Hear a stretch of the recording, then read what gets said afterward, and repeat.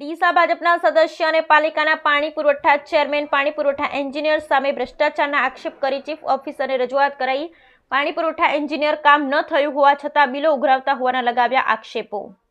ડીસા ભાજપ શાસિત નગરપાલિકામાં ફરી ભ્રષ્ટાચારના આક્ષેપ લાગ્યા। વોર્ડ નંબર 8ના ભાજપના સદસ્ય અને પાણી પુરવઠા ચેરમેન પિનકેશભાઈ દોશીએ પાણી પુરવઠા ઇન્ચાર્જ એન્જિનિયર સામે ભ્રષ્ટાચારના આક્ષેપ સાથે ચીફ ઓફિસરને રજૂઆત કરતા ચકચાર મચી જવા પામી।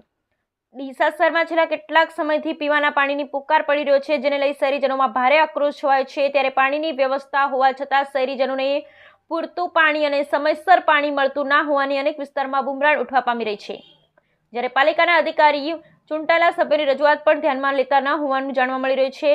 ત્યારે પાલિકાના કેટલાક કર્મચારીઓ મન ફાવે તેમ ફરજ બજાવી જાહેર જનતાને હેરાન પરેશાન કરતા હોવાનું ચર્ચાએ જોર પકડ્યું છે।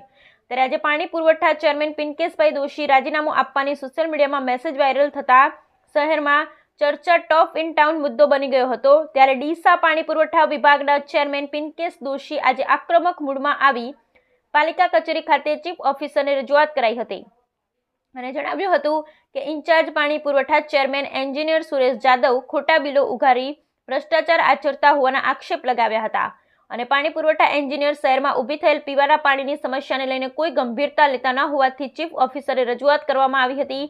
જ્યારે ભાજપ શાસિત ડીસા નગરપાલિકાના પાણી પુરવઠા ચેરમેન ખુદ પાણી પુરવઠા એન્જિનિયર સામે ભ્રષ્ટાચારના આક્ષેપ લગાવતા ડીસા નગરપાલિકામાં ચકચાર મચી જવા પામી હતી। ઉલ્લેખનીય છે કે ડીસા નગરપાલિકામાં કેટલાક કર્મચારીઓ ભાજપ શાસિત ડીસા નગરપાલિકાને બદનામ કરતા હોવાનું લોકમુખે ચર્ચાએ જોર પકડ્યું છે અને પાલિકાની કચેરીમાં સરકારી કામકાજ અર્થે આવતા અરજદારો સાથે ઓરમાયું વર્તન કરતા હોવાની જાણવા મળી રહ્યું છે, જેને લઈ પણ પ્રાદેશિક કમિશનર સુધી લેખિતમાં રજૂઆત કરવામાં આવી છે। ત્યારે આજે ડીસા નગરપાલિકામાં અધિકારી શાસન ચાલતું હોય તેવું નજરે દેખાઈ આવ્યું છે। ત્યારે ભાજપ શાસિત ડીસા નગરપાલિકાને બદનામ કરતા કર્મચારી સામે જિલ્લા કલેક્ટર અને પ્રાદેશિક કમિશનર ખુદ તપાસ કરી કડક કાર્યવાહી કરે તેવી ચૂંટાયેલા સભ્યો સહિત શહેરીજનો દ્વારા પણ માંગ કરવામાં આવી રહી છે।